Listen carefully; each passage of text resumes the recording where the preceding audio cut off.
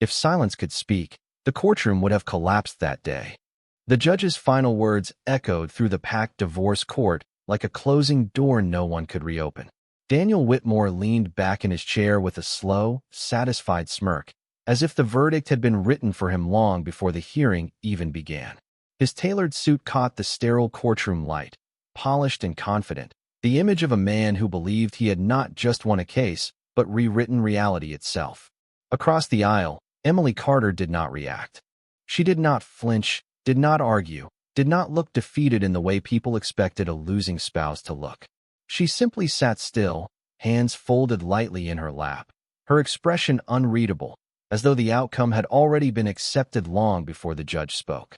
Reporters outside the courtroom would later describe Daniel Whitmore as victorious, composed, even charismatic in his triumph, while Emily Carter became a quiet footnote in the narrative of a finalized divorce.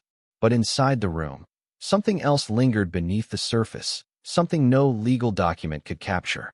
Daniel adjusted his cufflinks as attorneys gathered their papers, exchanging congratulatory remarks with him in low voices. He nodded along, a faint smile never leaving his face, the kind of smile that suggested he had not only won custody arguments and financial claims, but also the public perception war that followed. Emily rose from her seat only when instructed, moving with calm precision, collecting her folder without haste. There was no visible anger, no tears, no attempt to reclaim attention. And yet that absence of reaction unsettled more than any outburst could have. As she walked past Daniel, their eyes briefly aligned. His gaze carried certainty, almost amusement, as if he were looking at a closed chapter. Hers revealed nothing that could be easily translated. No apology, no surrender, just stillness so controlled it felt deliberate. Outside the courthouse, flashes exploded as reporters surged forward. Daniel Whitmore stepped into the sunlight first, immediately surrounded by microphones and congratulatory questions. He spoke smoothly about closure, fairness, and moving forward, framing the trial as a necessary correction to a complicated marriage. His words were measured, rehearsed, polished for consumption. Emily Carter followed moments later, but the crowd parted differently around her, as if uncertain where she belonged in the story they were already writing. No one asked her questions that lasted more than a few seconds. No one lingered for answers they assumed would not matter. That evening, headlines declared Daniel Whitmore the clear winner of the divorce proceedings. Social feeds echoed the same narrative, amplifying his smirk into a symbol of triumph and reducing Emily Carter to a name associated with loss. But that night, while the world believed the story had ended in court, Emily sat alone in a quiet apartment overlooking the city lights, untouched by the noise outside. She placed her phone on the table, screen dark, and looked at it for a long moment without reaching for it. Somewhere in the silence of that room, something irreversible had already begun. Not a reaction, not a breakdown, but a decision waiting patiently behind an invisible line that no one else had noticed being drawn. The city lights outside the Whitmore Law Center looked almost celebratory that evening, as if the skyline itself had chosen a side in a story no one fully understood yet. Inside a glass-walled conference room, Daniel Whitmore stood surrounded by laughter, handshakes, and the quiet satisfaction of people who believed justice had already been neatly packaged and delivered. He loosened his tie with the ease of a man who had stopped fighting long before the final verdict arrived. "It was never even close," he said lightly, as if the entire divorce trial had been nothing more than a procedural inconvenience. His friends laughed, lawyers nodded, and someone raised a glass in celebration of closure. Daniel smiled wider, the kind of smile that didn't ask questions anymore. It only confirmed assumptions. Somewhere far from the noise of that room, Emily Carter sat in a smaller, dimly lit space, where the only sound was the faint hum of an old refrigerator and the distant rhythm of traffic below. The contrast between her silence and his celebration stretched across the city like an invisible thread. She had not turned on the television. She already knew what the headlines would say. Whitmore secures decisive victory in high-profile divorce case. Clean. Final. Misleadingly simple. Emily placed a thin folder on the table in front of her, unopened for a long moment, as if even touching it would disturb the balance of something carefully preserved. Inside were fragments of a timeline no court had ever fully seen. Not accusations, Not interpretations, just recordings. Evidence that had waited patiently in darkness while the world rushed toward judgment. Months earlier, Daniel had never noticed the subtle presence of a small device embedded within a private property he rarely questioned. A space he had treated as invisible because he believed trust was already guaranteed in his favor. That assumption had been his first mistake. Emily finally opened the folder. The pages inside were not emotional. They were structured, time-stamped, undeniable. She did not rush. She did not react dramatically. Her eyes moved across each detail with the calm precision of someone revisiting a decision she had already made long ago. In another part of the city, Daniel's celebration continued. He leaned back in his chair as his attorney described future opportunities, financial stability, and the clean break he had successfully achieved. Every sentence reinforced the same narrative. He had won, and there was nothing left to contest. Yet even as he listened, something small flickered at the edge of certainty, a feeling he dismissed almost immediately. Silence, he thought, was confirmation. But silence, in Emily Carter's world, was never absence. It was preparation. As midnight approached, Emily sat alone in front of a dark screen, the folder now closed, the room unchanged. She did not rehearse what she would do next. She did not imagine outcomes or victories. Instead, she simply waited, as if time itself had become something she no longer needed to chase. Far away, Daniel Whitmore raised a final toast that night, believing the story had ended exactly where he wanted it to. He did not know that endings, like truths, rarely arrive when people expect them to. And somewhere between celebration and silence, the first invisible shift had already begun. The first crack in a perfect victory is never loud. It is almost invisible, like a breath held too long in a quiet room. Daniel Whitmore did not notice it at first. He was still living inside the afterglow of the courtroom, where every handshake had felt like confirmation and every smile had reinforced the same simple belief. He had won completely, cleanly, permanently. That afternoon, he sat in his office overlooking the city, scrolling through messages of congratulations, each one reinforcing the version of himself he preferred to believe in. A man who had closed a difficult chapter. A man who had survived a marriage and emerged untouched. Across town, Emily Carter stood in a small printing office, collecting a sealed envelope she did not open immediately. The clerk behind the counter did not recognize her name, and she preferred it that way. She thanked him softly, stepped outside, and let the door close behind her without sound. Only when she reached her car did she break the seal. Inside was not emotion, not anger, not revenge written in words. It was structure, timestamps, angles, continuity, proof that reality had once been recorded when no one thought it mattered. She did not react dramatically. Her expression remained steady, almost clinical, as her eyes moved through each page. The footage had been recovered carefully, verified through multiple channels, and preserved with the kind of patience that does not belong to someone acting on impulse. It belonged to someone who had already accepted that truth takes time to become visible. Emily placed the documents on the passenger seat and sat still for a long moment, watching the windshield as if waiting for something outside herself to arrive. The city moved normally around her. People crossed streets, cars turned corners. Life continued without awareness that something irreversible had just been confirmed in silence. Meanwhile, Daniel attended a private gathering hosted by his legal associates.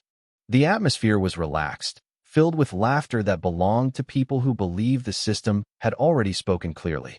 He stood near the center of the room, glass in hand, recounting fragments of the trial as if it were a strategic success rather than a personal conflict. His words were careful, polished, designed to maintain the image of control. "It was always straightforward," he said at one point, smiling faintly. "Some cases just take longer to resolve on paper than they do in reality." Around him, heads nodded in agreement. No one questioned the certainty in his voice. No one asked what might still exist outside the boundaries of the courtroom record. Later that evening, Emily returned to her apartment. She did not turn on the lights immediately.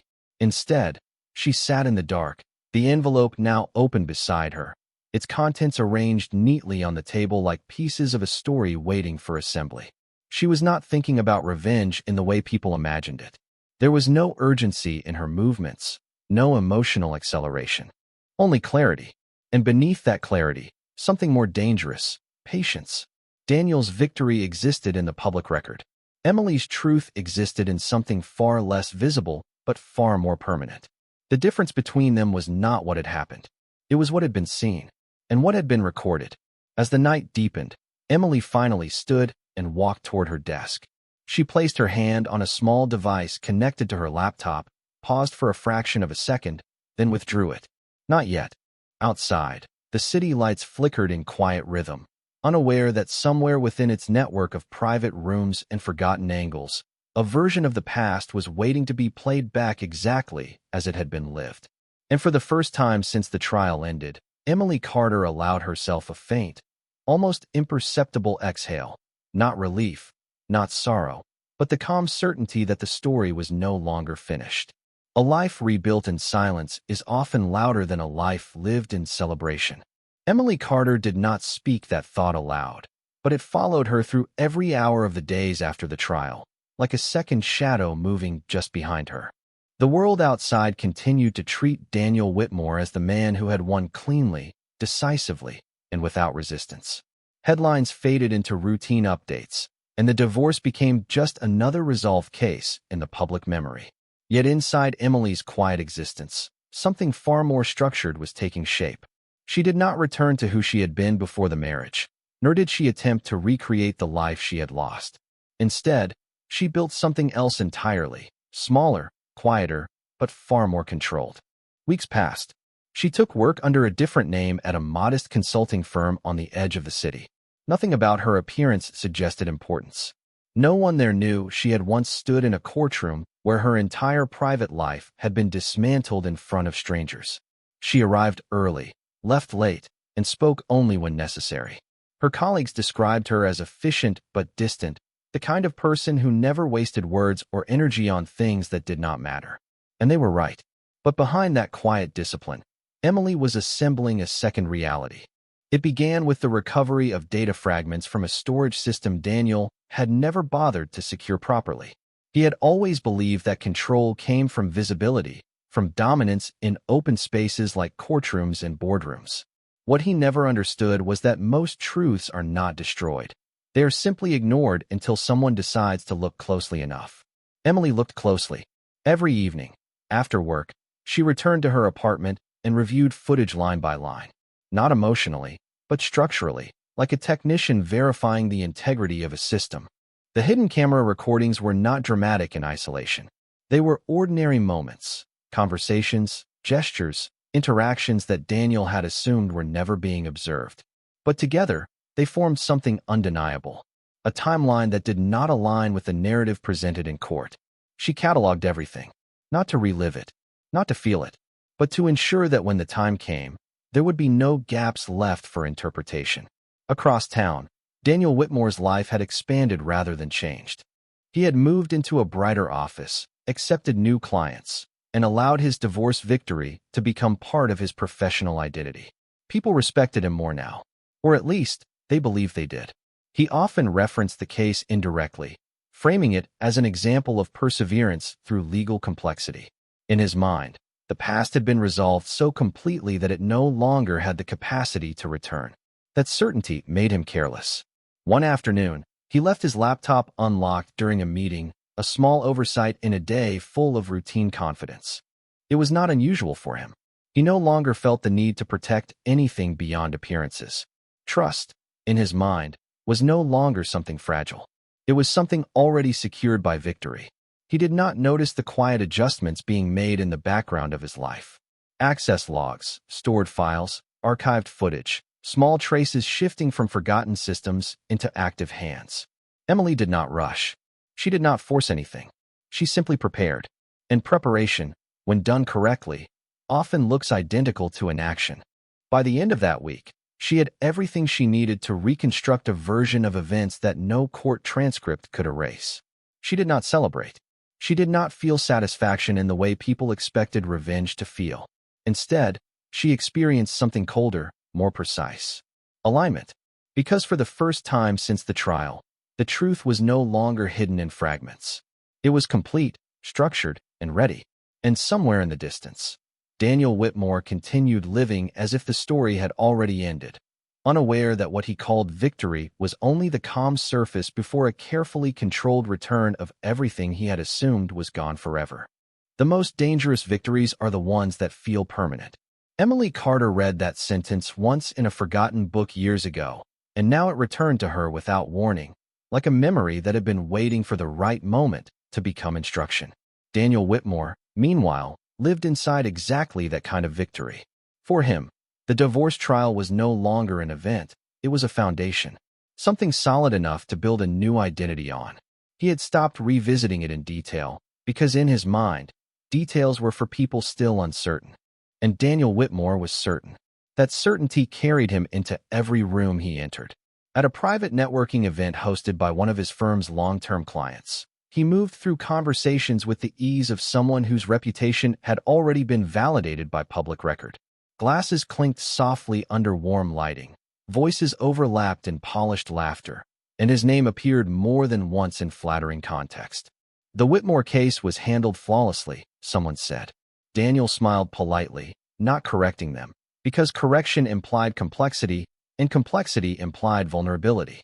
He no longer saw Emily as part of his present.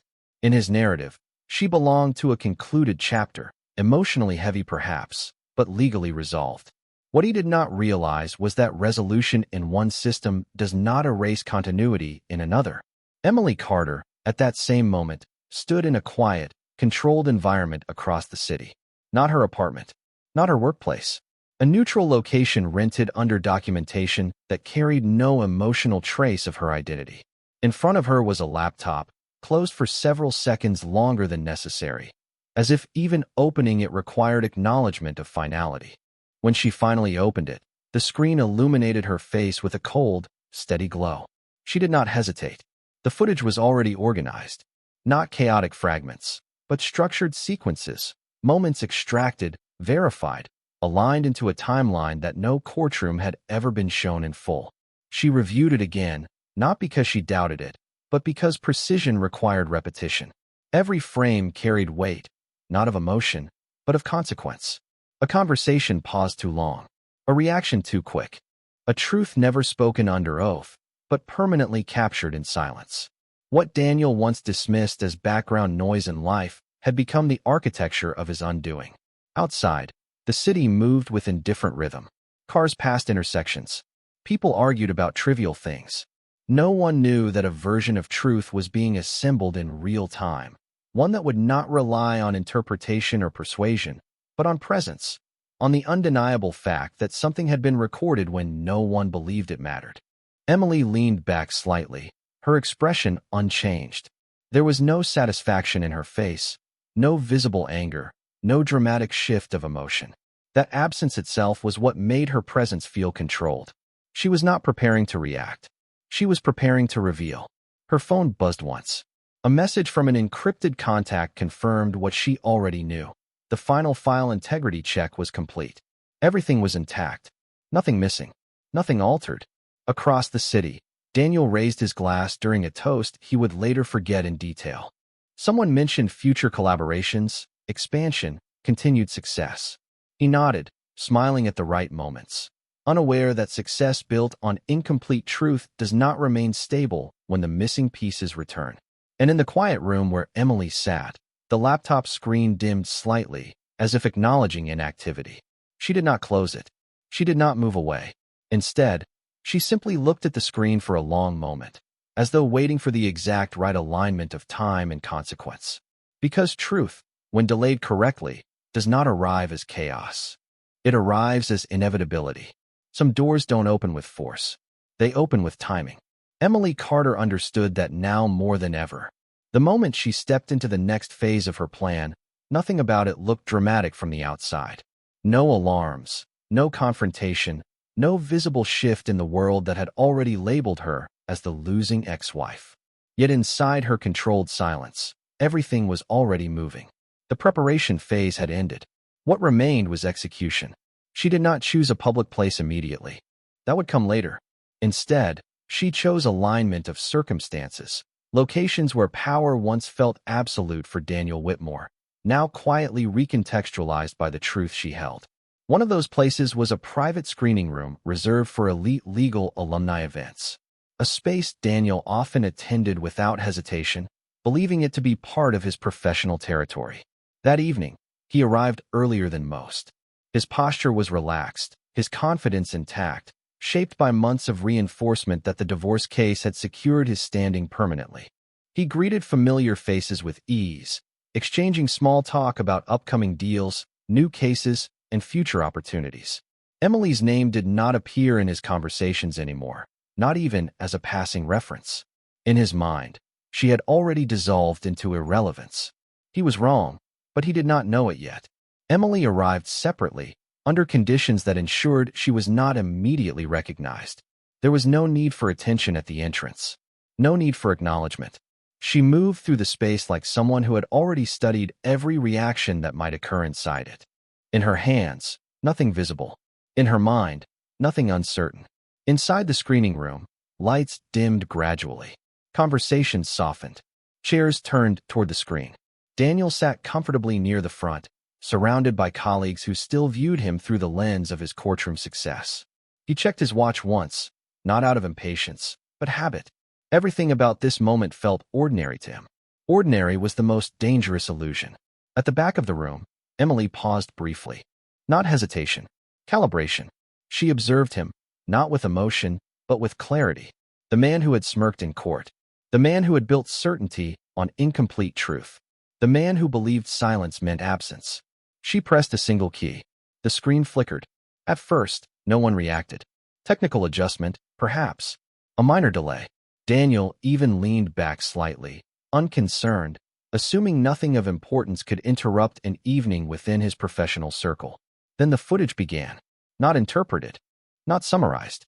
Not rewritten through testimony. Recorded. The room did not understand immediately what it was seeing. Familiar voices. Private exchanges. Moments never presented in court. The kind of evidence that does not argue, it simply exists. And existence, when properly revealed, does not require explanation. Daniel's expression shifted subtly at first, confusion threading into recognition. His posture straightened. His glass lowered. For the first time since the trial, control did not feel automatic. It felt questioned. Around him, the atmosphere changed before anyone spoke. Conversations stopped. Chairs became still. The air itself seemed to tighten as the timeline on the screen continued without pause, refusing interpretation, refusing distortion. Emily did not move forward. She did not announce herself. She did not interrupt the silence forming in real time. She simply stood at the edge of the room where light barely reached, watching the consequence unfold exactly as it had been prepared. Daniel finally turned his head slightly, searching instinctively for someone, something, anything that could reassert the narrative he had built.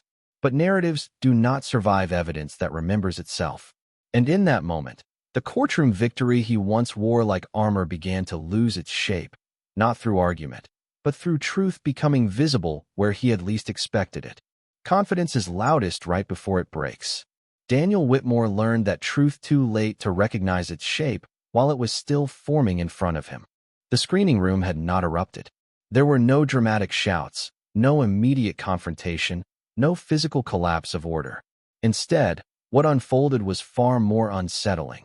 A collective silence that did not belong to calm, but to realization. The footage continued to play. Each second extended the distance between the version of reality Daniel had defended in court and the version now unfolding on the screen. He remained standing for a few moments after the initial recognition hit him, as if posture alone could preserve control. His expression tightened, not into panic yet, but into calculation. A man searching for a procedural explanation in a moment that no longer respected procedure. Emily Carter did not move. She remained at the edge of the room where light dissolved into shadow, observing without interruption. Not as a participant in chaos, but as someone watching a system respond exactly as it was designed to once truth entered it. There was no satisfaction on her face. No visible triumph. Only alignment between expectation and outcome. Around Daniel, the audience began to shift. Small movements first. A chair adjusted too slowly. A glance exchanged and held too long. A whispered sentence that stopped halfway. These were not reactions of disagreement. They were recalibrations of belief. Every person in the room was quietly rewriting what they thought they knew.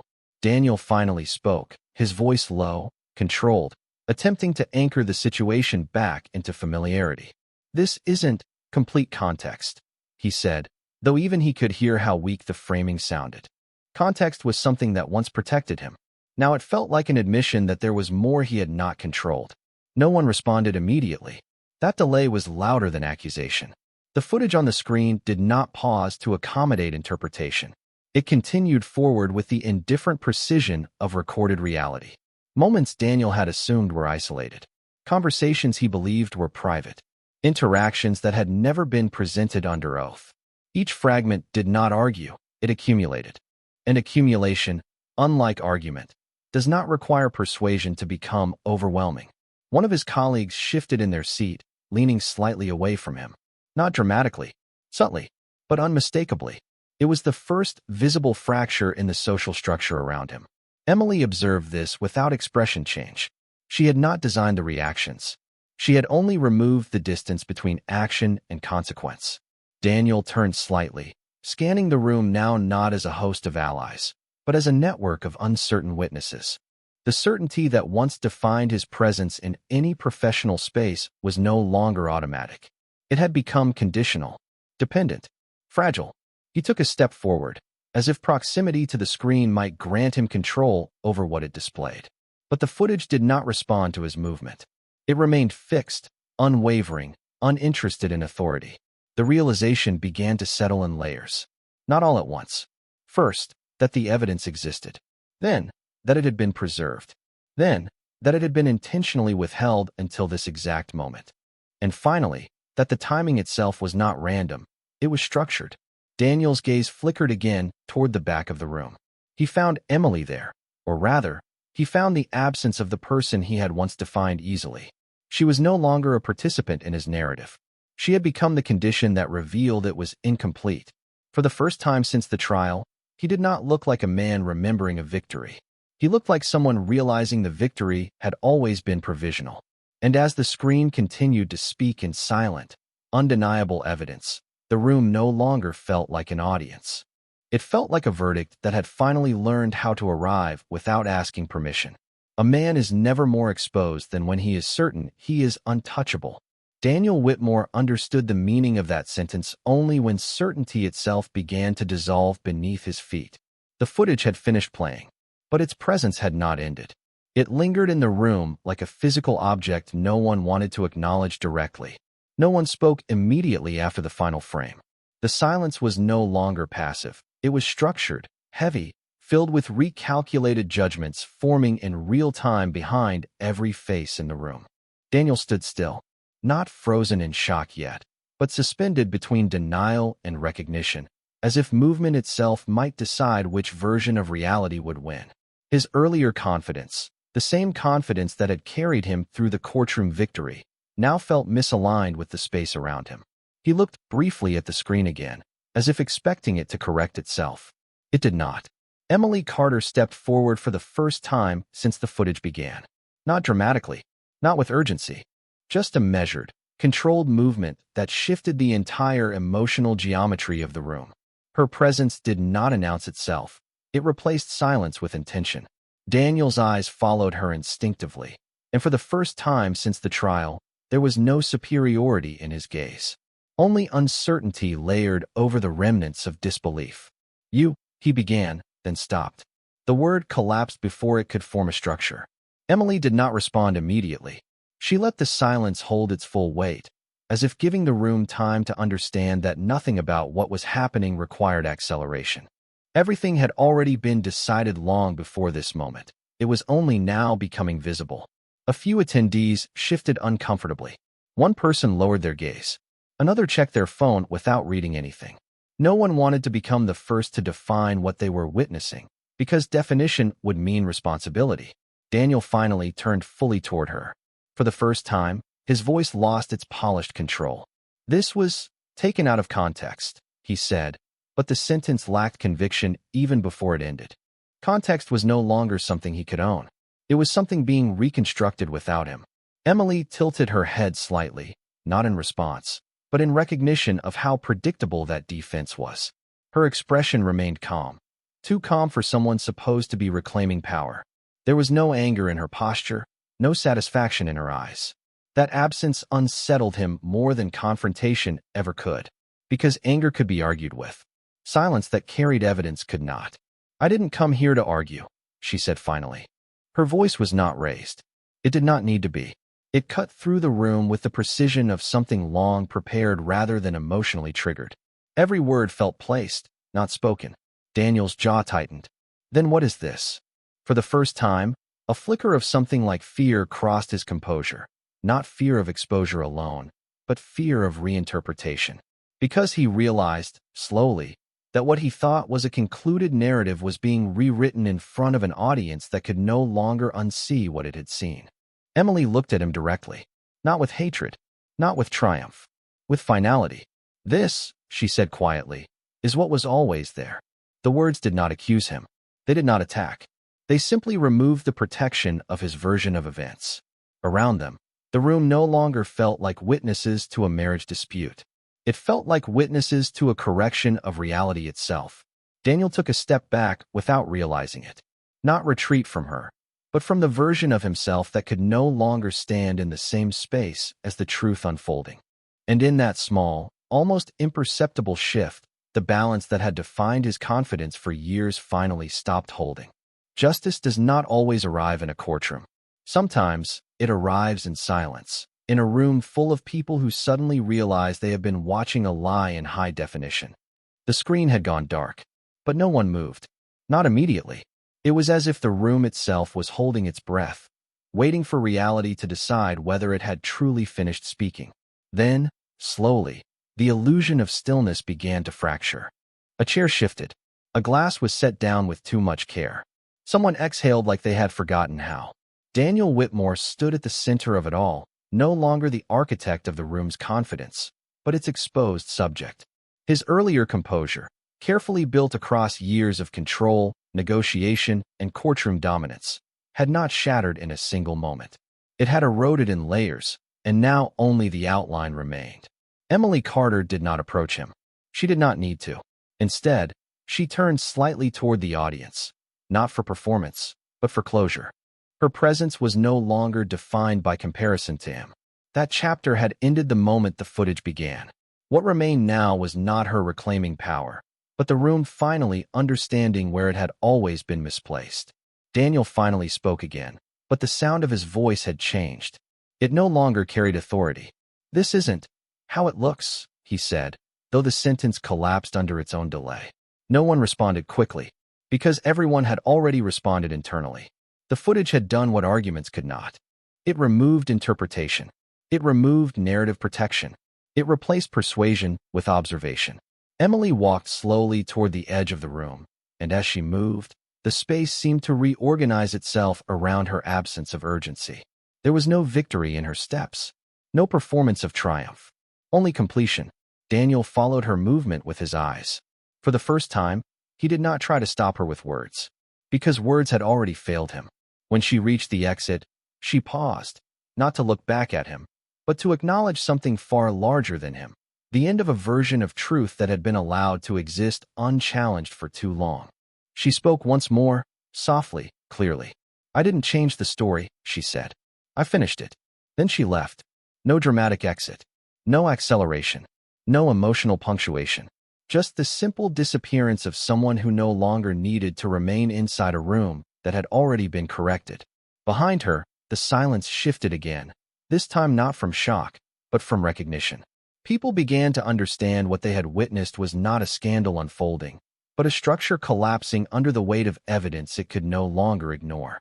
Daniel remained standing, but something essential had already stepped out of him. It was not reputation. It was certainty. And without certainty, everything he had built began to feel like a memory someone else had written. Outside, Emily Carter walked into the night without hesitation. The city did not change for her. It did not need to. What had changed was far more precise. Not her life, but the truth that now finally matched it. And in that alignment, there was no celebration, only quiet, irreversible clarity.